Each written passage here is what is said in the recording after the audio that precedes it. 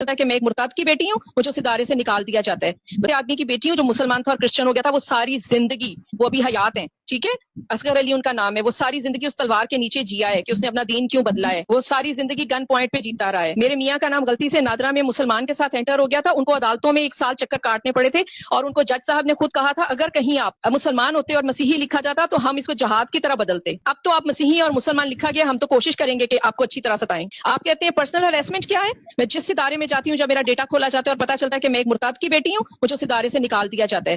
وسیم کے ساتھ میری جب سے جان پہچان ہے, کئی اداروں میں گئی, بہت پریسٹیجیس پوسٹ پہ میں اپوائنٹ ہو جاتی ہوں, کیونکہ اوپر والے کا کرم ہے کہ میں نے اپنی ایجوکیشن خود پڑھ کے لی ہے, خود پڑھ کے محنت کر کے لی ہے. مجھے وہاں سے نکال دیا جاتا ہے جب میرے ڈیٹے کی اسکروٹنی کی جاتی ہے. تو کون کون سے آپ ظلم کی بات کریں گے, کہاں کہاں پہ ظلم نہیں ہوتا.